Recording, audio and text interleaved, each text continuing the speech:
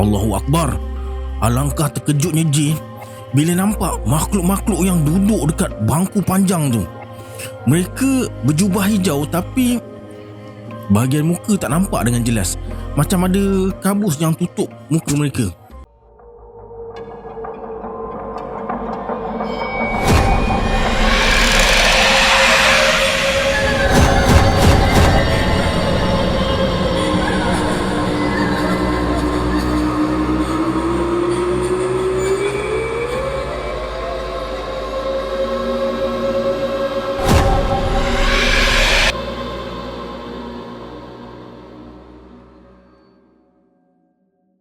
Assalamualaikum semua, kembali lagi bersama saya Syarul. Baiklah, dalam video kali ini kita akan sambung cerita misteri Aurasari Bahparni part terakhir.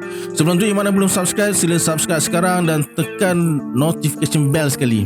Tanpa membuang masa lagi, jom let's jump to Rabak Seram.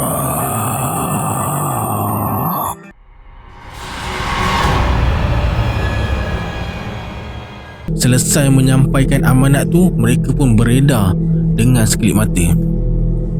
J terjaga bila terasa tapak tangan disentuh seseorang.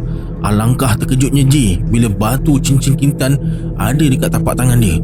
Dia datang rupanya. Disebabkan baru pukul 3.30 pagi, J pun sambung tidur balik. Mimpi datang lagi. Kali ni J mimpi Kintan dan Sari datang. Sari berkata, "Kami dah sepakat, kalau J ke arah utara, Sari akan ikut. Kalau J ke arah selatan, Kintan akan ikut. Tapi kalau J keluar dari tanah Melayu, kami berdua tak ikut." Dalam mimpi tu, J langsung tak boleh bersuara. Hanya diam dan mengangguk tanda faham dan setuju. Seperti biasa, sebelum waktu subuh, bapak J dah kejutkan dia untuk bangun solat. Mimpi malam tu, J rahsiakan dari keluarga dia. Hari Jumaat tu, pukul 9 pagi, J dah ada dekat rumah Wak Amba. Ada upacara tamat belajar silat seru Jawa dan ilmu perbomohan dua orang anak muridnya. Dekat tepi halaman pondok Wak Amba tu, diletakkan 3 bangku kayu panjang. Dekat satu sudut dibentangkan tikar mengkuang, kemudian diletakkan kain kuning sebagai pengalas punggung. "Ramai ke awak jemput orang untuk majlis ni?" J tanya. "Taklah, kau seorang je." "Tu bangku panjang sampai 3 buat apa?" "Tu untuk VVIP," kata Wak Amba. J bela sekejap. "VVIP? Tapi dia cakap aku seorang je dijemput."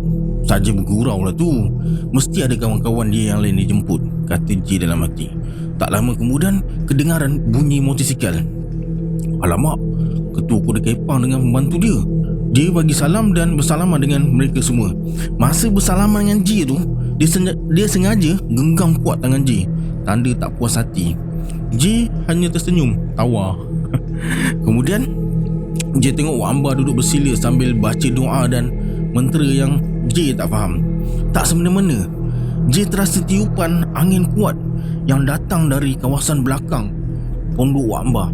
Semua pokok-pokok kayu bergoyang seakan-akan digoncang sesuatu. Tapi kejadian tu tak lama, kurang dari 1 minit. Kemudian Wak Amba bergerak ke depan bangku panjang dan bagi salam. Walaupun hanya Ijal, Sarwono, ketua kuda kepang dan pembantunya yang duduk dekat bangku tu, tapi yang jawab salam macam lebih 10 orang. "Entah kawan Wak Amba dari alam gaib yang datang," kata J dalam hati. Tiba-tiba kedengaran suara wanita. "Assalamualaikum." "Ya, memang bangsa-bangsa hamba yang datang." Puteri Sari bisik dekat J. "Jangan khawatir, kawan-kawan Wak Amba tak akan nampak hamba.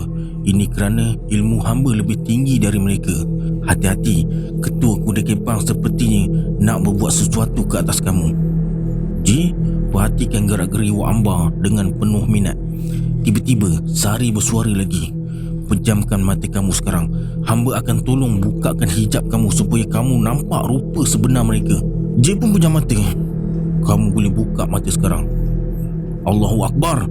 Alangkah terkejutnya J bila nampak makhluk-makhluk yang duduk dekat bangku panjang tu. Mereka berjubah hijau tapi bahagian muka tak nampak dengan jelas, macam ada kabus yang tutup muka mereka. Sementara dekat bahu ketua kuda kepang dan pembantunya pula ada makhluk bertanduk satu bertinggi. Matanya masuk ke dalam dan lidahnya sentiasa terjelir. Wak Amba pula diapit oleh dua makhluk yang setinggi pokok kelapa. Jay mendongak tengok, tapi wajah mereka sama-sama. Manakala dua orang anak murid Wak Amba pula tak ada sesiapa dekat mereka. Sebentar lagi Wak Amba akan isi kedua-duanya. Lepas tu baru kamu akan nampak yang jadi pendampingnya, kata Sari. Jay perhatikan dekat belakang mereka duduk ada beberapa ekor harimau putih. Harimau tersebut duduk macam kucing sambil matanya memerhati keadaan sekeliling.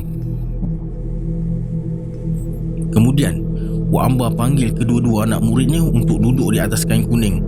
Lepas mereka duduk, Wak Amba letakkan tangan kiri atas kepala anak muridnya dan tangan kanannya dia tegakkan ke atas. Dia baca mentera sambil tangan kanannya seolah-olah menggenggam sesuatu dan letakkan tapak tangannya ke atas kepala anak muridnya, macam tarik masuk ke sesuatu lah. Anak muridnya macam terkena renjatan elektrik dan hitam sekejap. Anak murid kedua pula macam tu juga. Lepas tu Wak Amba suruh mereka berlawan sesama mereka guna parang pendek. Sebelum berlawan tu, mereka berdua baca mentera dulu. Terkejut je bila nampak ada sosok lain dekat badan kedua-dua pesilat tu. Mereka gunakan ilmu silat masing-masing untuk bertempur. Bunyi parang berlaga memang menakutkan. Tiba-tiba parang dilibas tepat ke leher Sarwono. Tapi nampak dengan jelas sosok tubuh lain yang tahan tetakan parang tu. Parang tak kena leher Sarwono, tapi sosok tubuh lain yang kena. Ini bermakna dia kebal sebab ada jin yang tahan senjata tu. Lebih kurang 10 minit bertempur, Wak Amba suruh mereka berhenti. Jay, kemari, kamu cuba lukakan mereka, kata Wak Amba sambil ulurkan parang pendek pada Jay. Jay ambil parang tu dan baca ayatul kursi. Sampai ayat terakhir, Jay ambil air liur dia sikit, hembuskan, bacakan ayat terakhir tu dan sapukan air liur dia pada mata parang. Lepas tu Jay baca Bismillahirrahmanirrahim 3 kali dan tiup ke arah sosok gaib dekat tubuh pesilat tu. Mengelupo kesakitan, sosok tu lari hilang dari pandangan. Jay datang dekat Ijal dan pegang tapak tangannya. Dia hiris sikit tapak tangan Ijal, berdarah dan dia mengadu kesakitan. Aduh, aduh. Wak Amba cepat-cepat ambil kain dan lap tangan Ijal yang luka tu. Maaf Ijal, aku ingatkan kau kebal tadi, kata Jay. Dia cuma diam sambil menekuk tapak tangan dia yang luka. Tiba-tiba ketua kuda kepang bersuara, budak, mari cuba dengan aku pula. Lepas tu Sari berkata, jangan takut, sebentar lagi jin di badannya hamba akan halau keluar. Kamu lukakan sikit je tangan dia. Tak semena-mena. Jay tengok jin yang ada dekat badan ketua kuda kepang macam ketakutan dan terus terbang ke arah pokok berdekatan. Mari tikam aku, kata kedua kepang sambil menepuk-nepuk dada dia. Disebabkan rasa tercabar, Jay libas parang ke dada ketua kuda kepang dan bukan dekat tangan yang macam Sari suruh tadi. Dia menjerit kesakitan sambil pegang dadanya. Aduh, bersembur darah membasahi badannya. Jay, kau dah gila ke apa? Jerit Wak Amba. Jay terus campakkan parang dan berlari ke arah ketua kuda kepang tu. Maaf Wak, kata Jay. Jay dan Wak Amba papah dia ke atas kain kuning. Kemudian Wak Amba menghampiri tetamu dari alam gaib tu. Seorang dari mereka bangun dan menghampiri ketua kuda kepang dan menyapu dada ketua kuda kepang tu dengan tapak tangannya. Subhanallah, tak semena-mena dadanya yang terluka bercantum balik dan macam tak ada kesan luka. Yang ada hanya darah dari lukanya yang tadi. Jerit Jay terus minta diri untuk pulang. Terdengar suara Sari, nanti biar hamba tutup kembali hijab kamu. Jay pejamkan mata. Lepas tu dia buka balik. Jay dah tak nampak sesiapa dekat bangku panjang tu. Pandangan Jay jadi seperti sedia kala. Wak Amba dan yang lainnya duduk dekat kain kuning bersama dengan ketua kuda kepang tu. Jay bersalaman dengan mereka semua sebelum pulang. Tak sanggup dia nak buka hijab lagi. Menakutkan, kata hati Jay. Sampai dekat rumah, J terus mandi dengan air daun bidara yang memang Mak J tanam pokoknya. Bapak J bersuara, "Kau dari mana tadi?" "Rumah Wak Ambah." "Tiket bas ke KL bapak dah beli. Bapak kirim dekat nasi pemandu bas Harry Express tu. Bas pukul 10 pagi. Bapak J bagi tiket bas naik dekat Batu Pahat. Kau siapkan baju dan sijil-sijil kau, lusa dah nak pergi," kata Mak J. "Baik Mak." Hari J bertolak ke Kuala Lumpur tu, Bapak J hantar sampai Kerengit je. Kemudian J kena naik teksi nak ke Batu Pahat. Sampai dekat Batu Pahat, bas dah nak bergerak. J ni penumpang terakhir yang naik. Tempat duduk J pula dekat dengan tandas, tempat yang paling dia tak suka. Disebabkan lambat beli tiket, barisan belakang lah yang dia dapat. "Nasib baik duduk seorang," kata hati J. Tak lama kemudian J tertidur. J tersedar bila bas berhenti dekat Bandar Muar dan ambil beberapa penumpang lain lagi yang nak ke Kuala Lumpur. "Encik, boleh saya duduk dekat sebelah tingkap?" Tiba-tiba seorang gadis bertanya. Boleh," jawab J. "Ingatkan duduk seorang sampai KL. Rupanya bas berhenti dekat Muar ambil penumpang." Bila bas melepasi jambatan Muar, J pun sambung tidur balik. J terjaga bila dia terasa lengan kiri dia basah dan berbau masam.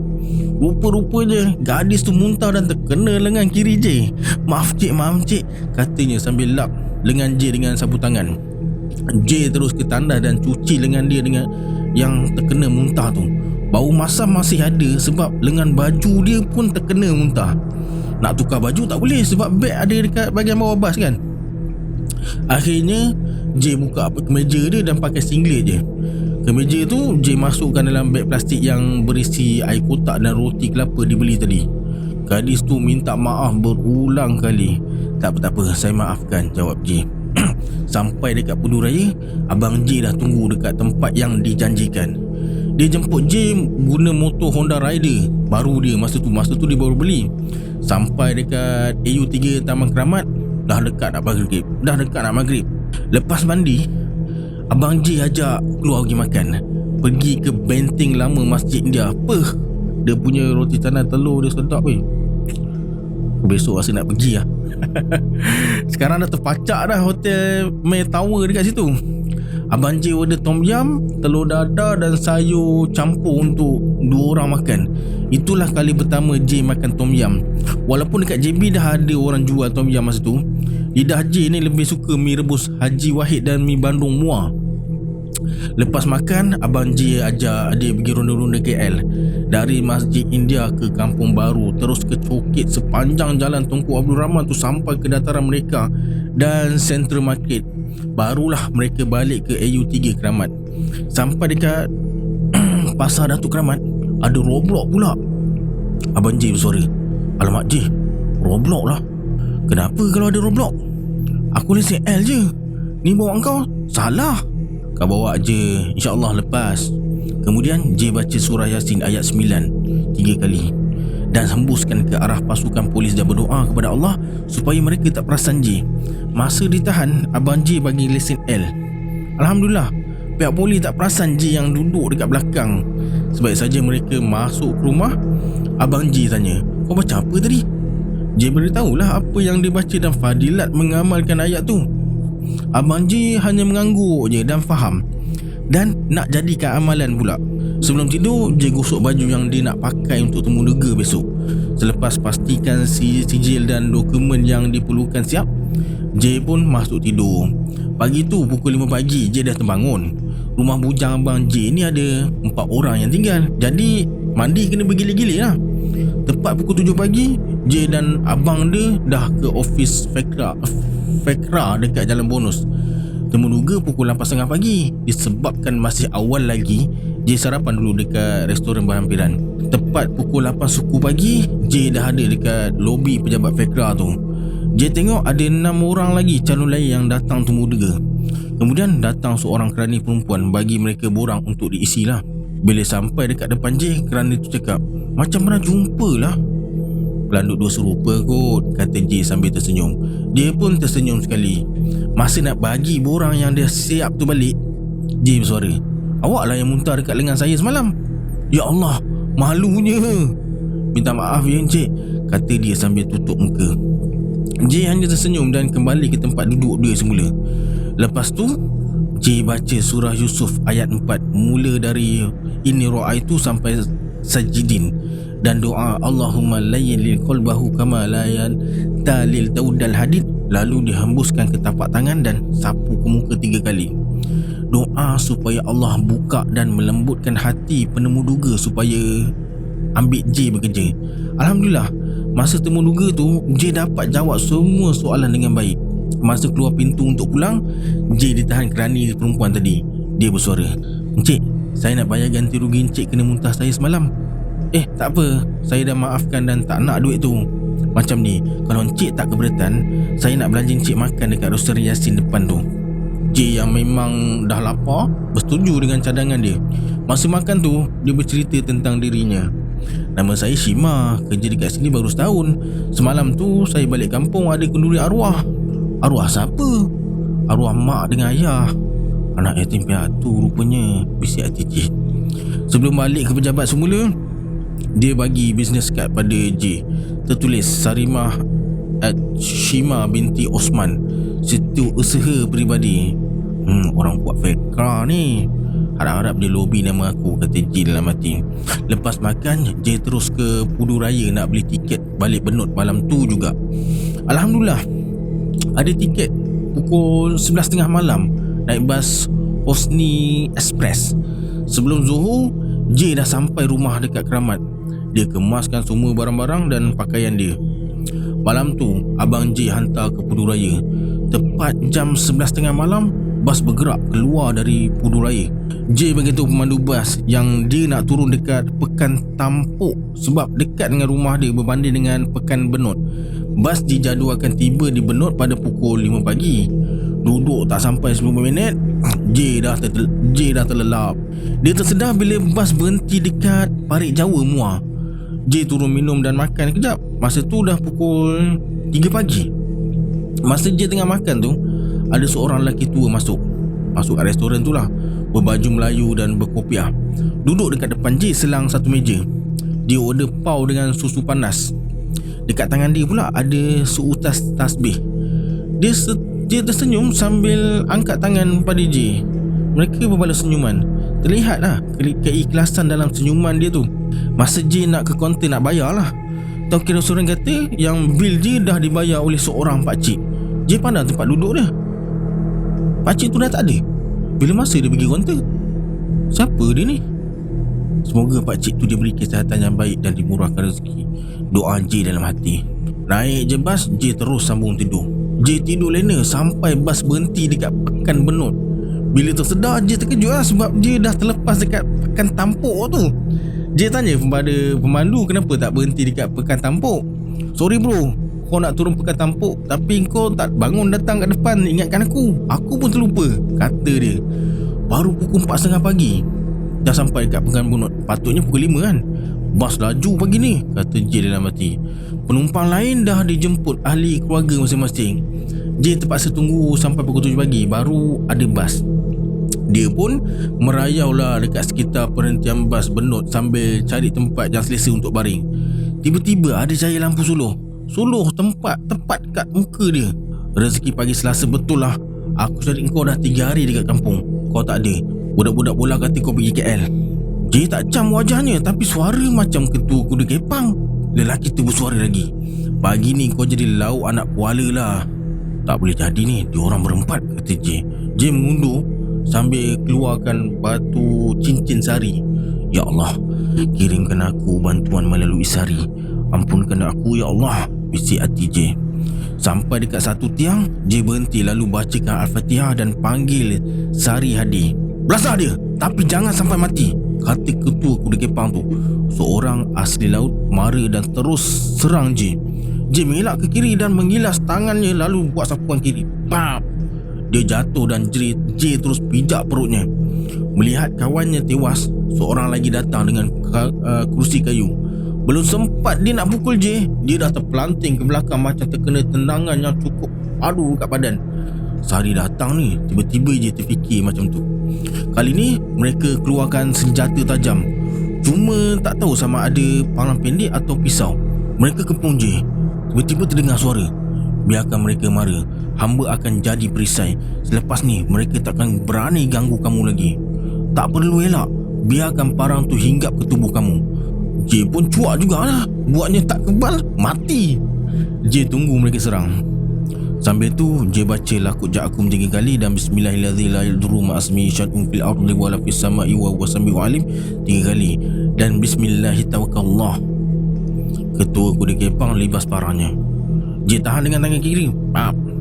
Aduh juga. J terasa sengal tapi tangan dia tak luka lah. Ketua kuda kepang tu bertambah geram. Dia hayun parahnya sekali lagi. Belum sempat nak ayun tubuh dia dah terpelanting, jatuh dan atas penutup longkang. Dia tak cedera. Bila dia cuba bangun, tiba-tiba dia terdiam. Lalu cepat-cepat dia berlari. 2 orang lagi orang asli tiba-tiba menjerit ketakutan sambil tangan mereka tunjuk ke arah tiang bangunan penghentian bas tu. Mereka seolah-olah ternampak lembaga yang besar dan tinggi lagi menakutkan. J terus sujud syukur dekat situ juga. Ya Allah, ampunkan aku jika perbuatan aku bagi Sari ini berdosa. Kata doa J. Sari berkata, hamba pulang dulu. Tugas menjaga kamu tamat buat hari ni. Bila tiba di kampung, giliran Kintan pula.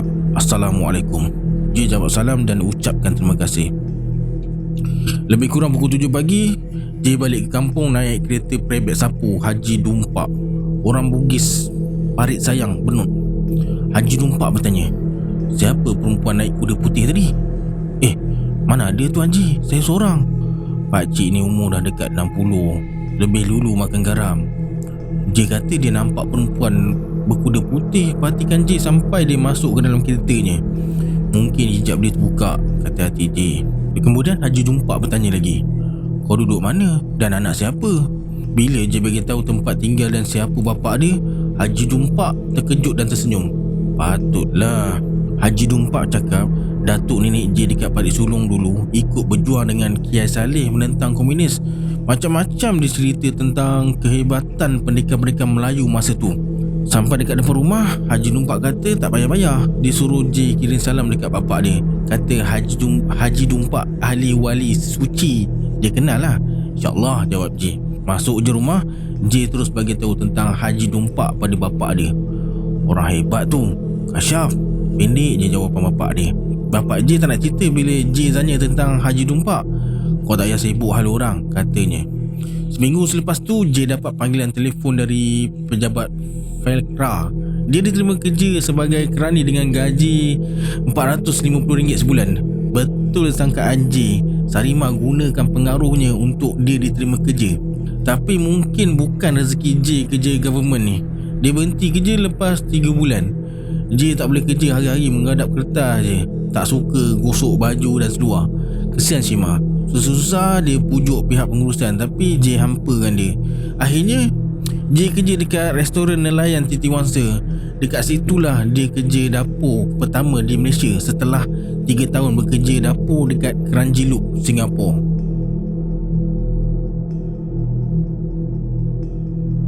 Tamat dah. Sekejap je hari ni.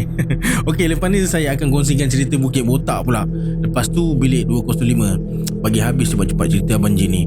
Kemudian baru buat cerita lain. Sementara Abang J buat cerita baru ni, dia suruh saya habiskan cerita yang dia bagi ni dulu, baru dia nak buat cerita baru. Yang mana belum subscribe, sila subscribe sekarang. Yang mana nak kongsikan video saya dekat IG ke, TikTok ke, FB ke, silakan share. Tag saya sekali. Alright, saya Syarul. Assalamualaikum. Adios.